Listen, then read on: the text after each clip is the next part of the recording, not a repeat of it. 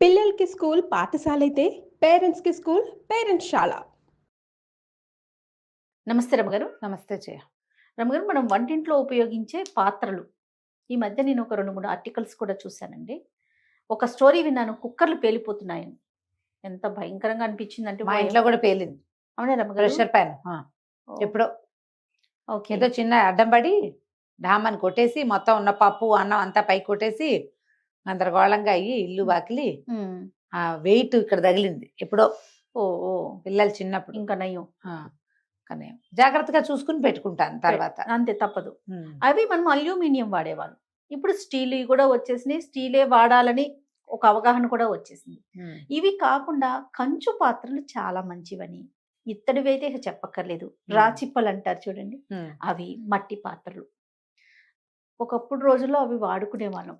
ఇప్పుడేమో show pieces అయిపోయినాయి అవి. అవును. కదరమ్మ గారు, చాలా కాస్ట్లీ అవ్వటం, ఉమ్. మెయింటెనెన్స్ చాలా కష్టం కష్టం. అయిపోయింది అని చెప్పేసి ఉమ్. జస్ట్ అందానికి మాత్రమే పెట్టుకుంటున్నాం. కానీ ఒకప్పుడు రోజు మరి ఎట్లా మెయింటైన్ చేసేవాళ్ళు?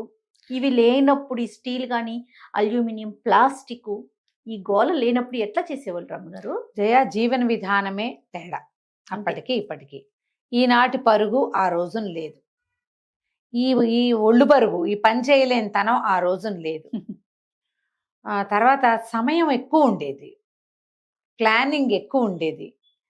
ఈ తిండికి షోకు ఆ రోజున లేదు, తిండి సోకు లేదు.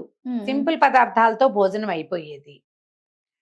ఎక్కువ మంచి మంచి పదార్థాలు, పులిహార్లని, బూర్లని, పాయసం అని, బొబ్బట్లని, అప్పచ్చులని, చెక్కలు, చేగోడీలు, వెన్నుండలు, పోకుండలు ఇవన్నీ సందర్భం ప్రకారం చేసుకునే వాళ్ళు కానీ రోజువారీ వ్యవహారంగా ఉండేది కాదు.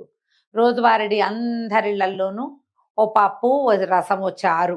రసం పేరు ఇప్పుడు వచ్చింది, రసాలు మెద్రాస్ రసాలు వచ్చినాయి మనకి, అవే కదా. అంతేగా. పప్పు, చారు, చింతపండు పచ్చడి, రోట్లో సులువుగా కాస్త పచ్చడి నూరుకోవటం, పెరట్లోకి వెళ్ళటం, ఆకుకూర తీసుకురావటం, వేసుకోవటము, పప్పులో పడేసుకోవటము. పప్పు వండుకునేవాళ్ళు, లేదా ఒక్క కూర చారు. అసలు రాత్రిళ్ళు రోజువారీ చారు పెట్టుకుని అప్పడము, చారు, మజ్జిగాన్నమే తినేవాళ్ళు. నా చిన్నప్పుడు నాకు అందరిళ్లలోనూ అంతే. రాత్రిపూట కూర చేయటం అనేదే లేదు. పొద్దునుండింది ఏదైనా, లేకపోతే అంత పచ్చడి వేసుకోవటం, కాస్త చారు పోసుకోవటం, మజ్జిగ పోసుకోవటం. రాత్రిళ్ళు 7 గంటలకల్లా తిండి అయిపోయేది. ఇప్పుడు మనం కాదు, నార్త్ ఇండియాలో అంతా కూడా రొట్టెలు చేసుకునేవాళ్ళు. ఓ ఉల్లిపాయ, ఓ పచ్చిమిరపకాయ, ఏదైనా కూర అంటే కూరలు అయితే ఉల్లిపాయ, పచ్చిమిరపకాయ, అచారు, ఊరగాయతోటే వెళ్ళిపోయేది. పాతకాలం ఇంతంత ఊరగాయలు పెట్టుకునేవాళ్ళు, ఎంతంత పెట్టేవాళ్ళం జయ. మా ఇంట్లో నాకు తెలిసే 2 3 వందల కాయల మాగాయ పెట్టేవాళ్ళం. నాకు బాగా ఊహొచ్చాక కూడా, నేను పెద్దదాన్ని అయ్యాక కూడా తీసిన చెక్కులు తీస్తూనే ఉండేవాళ్ళం మాగాయకి. పెద్ద మా హాల్, ఎంత పెద్ద హాలో మా సావిడంతా మామిడికాయలే ఉండేవి పచ్చళ్ళ రోజుల్లో. 5 6 7 8 మంది కూర్చుంటే గానీ ఆ పని అయ్యేది కాదు. ఇప్పుడు ఎడం చేత్తో ఇంత చేపెట్టుకుంటున్నాం. ఆ రోజులు వేరు కదా. అప్పుడు ఏం చేసేవాళ్ళు, ఈ పాత్రలు వంట పాత్రలకి పొయ్యి మీద వండుకునేవాళ్ళు. ఒక్క అన్నం. ఇప్పట్లాగా వీళ్ళకి కొర్రలు, వాళ్ళకి ఇవి, వాళ్ళకి ఇంకోటి, ఇవి ఉన్నాయా? ఒకరికి బ్రౌన్ రైస్, ఒకరికి వైట్ రైస్, ఒకళ్ళకి కొర్రన్నం, ఇంకొకళ్ళకి ఏమిటో సజ్జలు, ఒకళ్ళకి రొట్టెలు, ఇంకొకళ్ళకి చపాతీలు. ఎన్ని వేషాలు వేస్తున్నామమ్మా. తిండికి ఇంత వేషం లేదు జయ, ప్రధానమైంది అది. అదైతే నిజమే. నెంబర్ 1. నెంబర్ 2, ఆడవాళ్ళకి పరుగు లేదు. పూర్వం వాళ్ళ పని అదే. ఇంకా ఇవి సర్దాలి, అవి సర్దాలి, అదేమిటో సవరించాలి, వాళ్ళు బజార్లు వెళ్ళాలి, బయటికి వెళ్ళాలి, సామాన్లు తెచ్చుకోవాలి, ఏమీ ఉండేవి కాదు ఆడవాళ్ళకి. అమ్మ, మీరు నా మీద ధ్వజం ఎత్తుకుని పడబోకండి. ఇది నేను చూసిన సమాజమే, నాకు క్లియర్ గా తెలిసిన సమాజం సంగతే ఇది. అలా ఎందుకు లేదు అంటే, మీరందరూ మీ అమ్మమ్మల్ని చూసుకుంటే మీకు తెలుస్తుంది. ఓ 30 ఏళ్ల నుంచే పరుగు. యాక్చువల్గా మా అక్కయ్యలు ఇద్దరు, మా రెండో అక్కయ్య, మూడో అక్కయ్య, వీళ్ళిద్దరూ ఎంత పెద్దవాళ్ళు. రెండో అక్కయ్య కొడుకు నాకంటే పెద్దవాడు జయ. మూడో అక్కయ్యకి నేను 2 ఏళ్ల పిల్లప్పుడు పెళ్ళయింది. వీళ్ళిద్దరూ టీచర్లుగా పనిచేశారు మా ఇంట్లో, నేను చూశాను. మా అక్కయ్యలు తెల్లవారితో లేచి అసలు ఎట్లా ఒక్కచోట కాళ్ళు ఒక చోట పెట్టి నుంచోకుండా కూర్చోకుండా పనిచేసేవాళ్ళు. ముగ్గురేసి, ఇద్దరేసి, నలుగురేసి పిల్లల్ని చూసుకునేవాళ్ళు. మమ్మల్ని కూడా చూసేవాళ్ళు మా అక్కయ్యలే. టీచర్ ఉద్యోగాలు కాబట్టి ఆ కాలపు విధానమే వేరు. అప్పటికి గ్యాస్ స్టవ్లు మొదలైనవి మా అక్కయ్యలు స్కూళ్ళకి వెళ్ళే నాటికి. ఏవో అన్నానికి విత్తడి గిన్నెలు ఉండేవి, రాచిప్పలు ఏవో 1 2 ఉండేవి. స్టీల్ గిన్నెల వంట వచ్చేసింది, అల్యూమినియం పాత్రలు వచ్చినాయి. పరుగులు పెడుతూ చేసేవాళ్ళు. అసలు మా అక్కయ్యలు చేసిన పనులు నేను సత్య ప్రమాణంగా చెప్తున్నా, 100వ వంతు పని చేయట్లా నేను ఇప్పుడు, 100th పార్ట్ చేయట్లేదు. అంత పని, పరుగులు పెట్టేవారు. అన్ని పనులు, అన్ని రకాల పనులు, మనకు అన్నిటికీ స్విచ్ వేస్తే అయిపోతుంది. ఇప్పుడు మనం పాత్రల దగ్గరకు వస్తే, పూర్వకాలం కంచు గిన్నెలతో వండుకునేవాళ్ళు, ఇత్తడి గిన్నెతో వండేవాళ్ళు. ఇంత గుండు ఉండేది మా ఇంట్లో. పొయ్యి వెలిగించి తెల్లవారగానే పొయ్యి మీదకి ఎక్కిస్తే 8వ గంటకో 9వ గంటకో దిగేది. అది కుంపటి వెలిగించేవాళ్ళు, దాంట్లో ఒక ఇత్తడి గిన్నె పడేసేవాళ్ళు, దాంట్లో చారో పప్పు ఉడికేది, దాలు పెట్టేవాళ్ళు, దాంట్లో పాలు పడేసేవాళ్ళు, పాల గిన్నె పెట్టేవాళ్ళు, పాలు కాగుతూ ఉండేవి. దేనికి అవి విడివిడిగా ఉండేవారు? 3 వేరు, ఒక పొయ్యి, ఒక కుంపటి, ఒక దాలి. మా ఇంట్లో నడిచిన కథే చెప్తున్నా నేను, వేరే ఇళ్లలో కథలు నేను చెప్పలేను కదా, నేను చూసిన కథే ఇది. ఇప్పుడు పాలు ప్రయత్నం ఎక్కువ లేని వాళ్ళు, మాకు బోల్డ్ పాడి పిల్లలు ఎక్కువ, పెరుగు నెయ్యి వెన్న అన్నీ కావాలి, మాకు పాలు మాత్రం ఉండేవి. ఇది ఖచ్చితమైన వ్యవహారం అయిందా. ఇప్పుడు అలా లేదు, ఒకటే పొయ్యి. కొన్ని ఇళ్లలో కుంపటి ఉండేది కాదు. ఈ పొయ్యి మీద ఏవో ఇత్తడిగిన పడేసి అన్నం దింపుకుని పప్పు ఎక్కించేవాళ్ళు. పప్పు అన్నం, తర్వాత ఏమో మజ్జిగ, ఊరగాయ, అయిపోయింది. ఆడవాళ్ళకి పొలం పనులు ఉండేవి కానీ ఏదో ఇళ్లల్లో పనులే తప్పిస్తే ఉద్యోగాలు లేవు ఆ కాలం అది. అయితే దీంట్లో ఏంటంటే మనం ప్రధానమైంది సమయాలు ఒకటి. మగవాళ్ళకు కూడా ఉద్యోగాలు, ఈ పరుగులు ఆనాడు ఈ పాత్రలు వాడిన కాలంలో లేవు కదమ్మా. ఉద్యోగాలు తక్కువ, వ్యవసాయాలు ఉండేవి, ఏవో వృత్తులు ఉండేవి. వీళ్ళందరూ ఇళ్ల దగ్గర వృత్తుల వ్యవహారంగానే నడిచేది. భోజనానికి వేళలు కూడా ఇప్పట్లాంటి టైమింగ్స్, బ్రేక్ఫాస్ట్, లంచ్, డిన్నరు కాదు. ఈ బ్రేక్ఫాస్ట్ అందరిళ్లలో చద్దన్నమే ఉండేది. వేడన్నం పొద్దున్నే ఎవ్వరికీ అక్కర్లేదు, అందరూ రాత్రివే తినేవాళ్ళు. పొద్దున్న అందరూ చద్దన్నమే తినేవాళ్ళు. ఇప్పుడు పొద్దునే వంట అవ్వాల్సిన ప్రయత్నం ఏముంది, నిదానంగా ఎక్కుతుంది పొయ్యి, అన్ని సవరించుకుంటే సరిపోతుంది. ఆ కాలం వేరు కదా, అందుకని అప్పుడు అది నడిచేది, ఇప్పుడు అది కుదరటం లేదు. దీంట్లో ఏంటి మెయింటెనెన్స్, ఈ పాత్రలు ప్రతిరోజు ఆ కంచు పాత్రతో వేసరికి టంగులు దిగుతాయి, దాన్ని శుభ్రంగా తోముకోవాలి. బరువు, కంచు బరువు, ఇత్తడి బరువు, రాచిప్పలు బరువు. రాచిప్పలు మామూలు బరువు కాదు కదా. సోప్ స్టోన్ అంటారు, ఇప్పుడు కూడా ఫ్యాన్సీగా అందరు కొనుక్కుంటారు. ఈ మద్రాసు, తమిళనాడు వైపు అంతా వాడుకుంటున్నారు. మన దగ్గర కూడా ఇత్తడి వాడే వాళ్ళు ఉన్నారు, కానీ కంచు పాత్రలు ఇప్పటికి చాలా తక్కువ. నా దగ్గర కూడా నేను తెస్తుంటా కదా ఇక్కడికి, ఒక అన్నం వండే గిన్నె ఉంది, రోజువారీ నేను అన్నం వార్చుకోవడానికి ఆ గిన్నె వాడుకుంటా, పాయసం చేయడానికి ఒక బుజ్జి గిన్నె నా దగ్గర ఉన్నవి. ఇంత కంచుగుండు ఉన్నది, కానీ మంచినీళ్ళకి ఒక వారం రోజుల నుంచి తర్వాత దాన్ని తోమలేక దాని లోపల పెడుతుంటాను నేను, మళ్ళీ తీస్తూ ఉంటా ఎప్పటికప్పుడు. ఇలా గుర్తొచ్చినప్పుడల్లా ఒక మనోవ్యాధిలాగా ఉంటుందన్నమాట అది. అయ్యో ఇది వాడుకోవట్లేదే అనిపిస్తుంది. దాన్ని తోమద్దు, ఆ తోమటానికి సత్తా లేదు, సమయం లేదు. దేంతో రమ్మగారు? చింతపండుతోనే? చింతపండుతోటి, చింతకాయ పచ్చడి ఉంటే అది, చింతపండు పొద్దున చారులో పడేసిన చింతపండుతోటి, లేదా కొద్దిగా చింతపండు పిసికేసి పులుసుకి పక్క పెడతాం కదా, కొంచెం ఉప్పురాళ్ళు వేసి అది. నేను పీతాంబర్లు అవి గిన్నెలకి వాడను, ఇష్టం ఉండదు నాకు, ఏమైనా కెమికల్ ఉండిపోతుందని భయం, అందుకని వాడను. దీని సంగతి ఆలోచిద్దాం. ఏమిటి ఈ పాత్రల ప్రత్యేకత, ఇదివరకు ఎందుకు వాడేవాళ్ళు, ఆ కాలపు ఆలోచన ఏమిటో అనేది మనం చూడాలి. మనం ఆహారమే మనకు మెయిన్. అది ఎంత శుద్ధంగా, ఎంత శుభ్రంగా, ఎంత నిదానంగా, పూర్తిగా పక్వం అయితేనే మన ఆరోగ్యానికి మంచిది. ఈ కంచు అనేది పూర్ణ లోహంగా చెప్తారు. ఇది 2 లోహాల కలయిక, రాగి అండ్ టిన్, సీసం. అదే సీసం అనకూడదు, దాన్ని ఏమనాలి, దాన్ని ఈ టిన్ని సత్తు అలాంటిది ఏదో అంటారు. కళాయి వేస్తారు చూడు గిన్నెల లోపల తెలగండి, ఆ కళాయి వేసే పదార్థమే ఇందులో ఉంటుంది. పూర్తి రాగి పాత్రలు వంటకి పనికిరావు, ఎందుకంటే పులుపుకి స్పందిస్తుంది. అదేను ఈ టిన్ను 2 కలిపి తగరము ఏమిటో అంటారు, తగరం అంటారు టిన్ను. ఇవి 2 కలిపి ఈ పాత్రలు తయారు చేసేవాళ్ళు. మంచి బరువు, తూకంగా ఉంటే బద్దలవుతాయి అవి. కంచు గిన్నె మీద మనం ఇలా దేంతో ఐరన్ దేంతో కొట్టామనుకో, టింగ్ అని మోగుతూనే ఉంటుంది, అది భలే సౌండ్ వస్తుంది.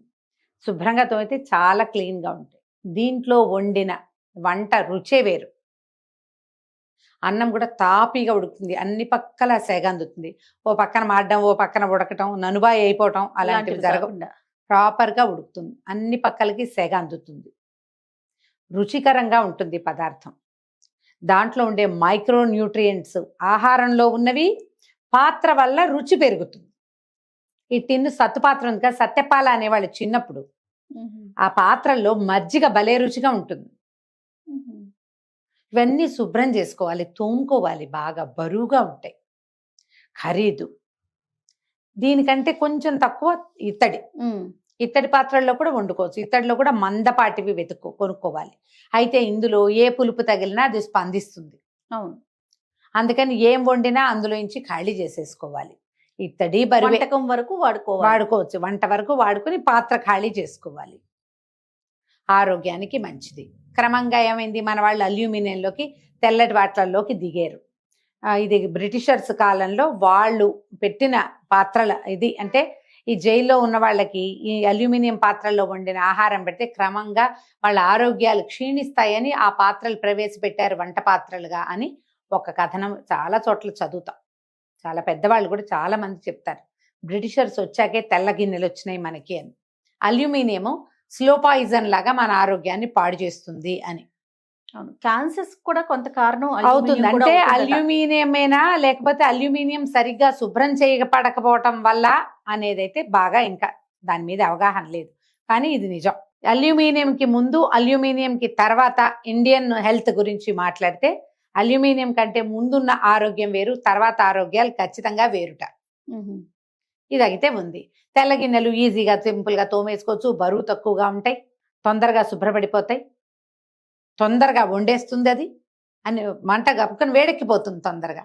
అందుకని అందరూ తెల్ల గిన్నెల్లో పడి ఈ బరువు అని, మొయిలేమని, వండటం కష్టమని, శుభ్రం చేయటం చచ్చిపోతున్నామని, మెయింటెనెన్స్ కష్టమని జనాలంతా ఏం చేశారు, మెల్లిగా ఈ పాత్రల్ని బయటికి తోసేశారు ఇళ్లలోంచి.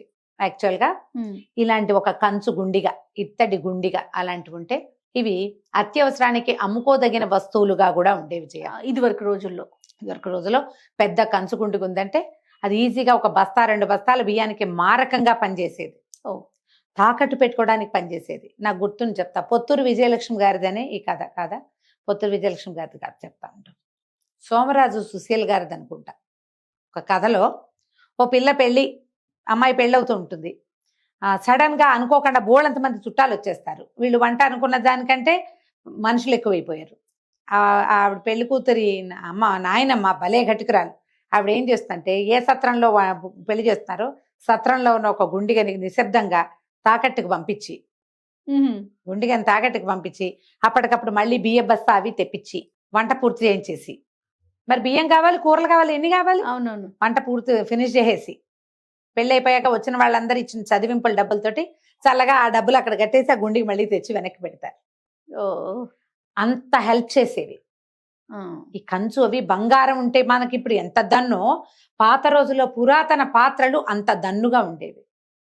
బరువు ఖరీదు అంటారు కదా కంచు మోగినట్లు కనకము మోగినాను. ఇప్పుడు బంగారం వేరు, బంగారం ఇంతే ఉన్నా చాలు, ఇంతే ఉంటే డబ్బులు వస్తాయి. అది చెప్పే సందర్భం వేరైనప్పటికీ కనకం కూడా కంచు కూడా కనకంతో సమానంగా ఉండేది అప్పట్లో. ఆరోగ్యానికి సంబంధించి ఉండేది, జాగ్రత్తగా దాచుకునేవాళ్ళు, వాడుకునేవాళ్ళు, రోజువారీ వాడకంలో ఉండేది. దొంగలు పడితే కంచు పాత్రలు కూడా దొంగతనం చేసుకుపోయేవాళ్ళు. మారకం బాగా నడిచేది అప్పట్లో. అదేలేండి, ఇప్పుడు కూడా నడుస్తున్నాం ఆ మారకం. ఒక కంచు పళ్ళేం కొందాం అనుకుంటే నేను ఇంటిల్లిపాతికి కంచాలు కొనాలంటే ఒక 50,000 అయ్యేలాగా కనపడింది నాకు.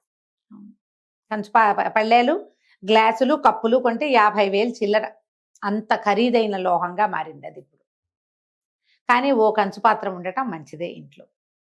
అల్యూమినియం పాత్రలు ఆరోగ్యానికి మంచిది కాదు. నాన్ స్టిక్ కూడా మంచిది కాదు. ఇప్పుడు సులువుగా ఉందని మనం ఏం చేస్తాం, దోశ ఏంగానే టపిమని లేచి వచ్చేస్తుందని అడ్వర్టైజ్మెంట్ చేశారు. బాగా అడ్వర్టైజ్ చేసి అందరితోటి కొనిపించారు. అవును, ఎన్ని రకాలు కొన్నాం, అందులో తాలింపు వేసుకునే చిన్న చిప్పలు కొన్నాం, తర్వాత కూరలు చేసుకునే మూకుళ్ళు కొన్నాం, దోశలు వేసుకునే పెనాలు కొన్నాం కదా. నాన్ స్టిక్ కుక్ వేరు బ్రహ్మాండంగా కొనుక్కున్నాం మనం. చాలా మంది ఇప్పుడు బయట పారేశారు. అది ఆరోగ్యానికి మంచిది కాదు అని. ఆరోగ్యానికి ఏది మంచిది, ఎక్కువ హానికరం అస్సలు కాంది, చాలా మెయింటెనెన్స్ తీసుకునేది కంచు, ఇత్తడి. ఆలోచించి 1, 2, 3 పాత్రలైనా అవి కొనుక్కొని మెయిన్ కోర్సు ముఖ్యమైనది వీటిల్లో చేసుకోవచ్చు. ఇప్పుడు రాచిప్పలో పులుసు దానంత రుచి ఇంకొకటి లేదుట, మహారుచిగా ఉంటుంది. నా చిన్నప్పుడు నాకు ఊహ తెలిసాక రాచిప్ప మానేశారు మా వాళ్ళు. చిల్లు పడిందో ఏమిటో అయ్యింది అది. మా ఇంట్లో నుంచి రాచిప్పలు బయటికి వెళ్ళిపోయినాయి. ఉప్పు పోసి ఓ పక్కన పడేసేవాళ్ళు పాత రాచిప్పలు. బాగుండేది, పల్చగా ఇంత ఉండేది. తర్వాత భాండం, కుండల్లో పులుసు కూడా భాండం ఉండేదట. మా నా ఊహ తెలిసే నాటికి నాకు లేదు.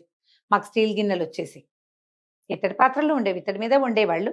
ఈ పొయ్యి స్టవ్లు వచ్చేసినాయి కదా, కాల్ గ్యాస్ వచ్చింది. మా దగ్గర గోబర్ గ్యాస్ ఉండేది. ఈ ఇత్తడి అంటే ఎంత గ్యాసు చాలదు కదా. ఇప్పుడు ఇంత బరువైన గిన్నె అవునవును. వేడెక్కడానికి ఎంత వేడి సరిపోదు, గ్యాస్ వేస్ట్ అయిపోతుంది. అందుకని ఏం చేస్తాం మనం, ఈజీగా వేడెక్కిపోయేవి, సులువుగా దిగిపోయే వాటి కోసం వెళ్తారు. ఇప్పుడు స్టెయిన్లెస్ స్టీల్ తో మనకు వచ్చే జబ్బులేం లేవు, కానీ ఆరోగ్యం కూడా లేదు. అది స్టెయిన్లెస్ స్టీల్ అదేం కరిగే ఆహారంలోకి రాదు. కరెక్టే కానీ రమ్మగారు మాడిపోతుంది రమ్మగారు. మాడుతుంది. ఒళ్ళు దగ్గర పెట్టుకుని వండుకోవాలి, జాగ్రత్తగా అక్కడే ఉండి వండుకోవాల్సి వస్తాం. ఎంత చేసినా కూడా ఉమ్. మనకి మిగతా పాత్రలతో కంపేర్ చేస్తే Steel స్టీల్ దాంట్లో మాడుతుంది. కొంచెం మాడు అనేది తెలుస్తుంది. తెలుస్తుంది. ఆలోచించుకుని మనం ఏం చేయగలము, ఆరోగ్యానికి మంచిదని చాలా చేస్తున్నాం మనం అవునండి. కదా. ఎంత బాగా చేసినా వండిన పాత్ర బాగుండకపోతే అంత ప్రయోజనం లేదు. అవును. కాబట్టి ఆలోచించి అక్కడెక్కడో ఖర్చు పెడుతున్నాము, ఆ పిచ్చి ఖర్చులు మానేసి అదేదో ఆ ఖర్చు ఏదో ఇక్కడే అవన్నీ కూడబెట్టుకొని ఆ ఖర్చు ఇక్కడే అవుతుందని ఆలోచించుకుని మనం ఇలాంటిది ఏదైనా ప్రయత్నం చేసుకోగలిగితే బాగానే ఉంటుంది. మనం రాగి పాత్రల్లో మంచినీళ్ళు తాగడానికి అందరి దగ్గర జగ్గులో చెంబులో ఉన్నాయి, కానీ రాగిలో మనం వంట చేయలేం, మంచినీళ్ళు తాగగలుగుతాం. ఆరోగ్యానికి మంచిది మనకు తెలిసిందే కదా. అవును. మజ్జిగ పోసుకోవడానికి ఒక్క టిన్ పాత్ర కొనుక్కోవచ్చు, రోజువారీ మన మజ్జిగ అందులో చేసుకుంటాం ఒక్క పాత్ర. అన్నం ఇందులో వండుకుంటాం ఒకటే పాత్ర. ఈ కూర ఇందులో వండుకుందాం, దానికి కూడా ఒకటే పాత్ర. ఎన్నైనా మొత్తం కలిపి ఎన్నో లేవు కదా. ఒక కంచు చెంబు మంచినీళ్ళకి అలా చేయొచ్చు కదా. మనం ఆలోచించవచ్చు. కుండలు కుండ కొంటామా జయ, ఏడాది తిరిగేసరికి పోతుంది. అసలు కొన్ని కుండలు అయితే మనం వంట వండుతుండగానే పగిలిపోతూ ఉంటాయి.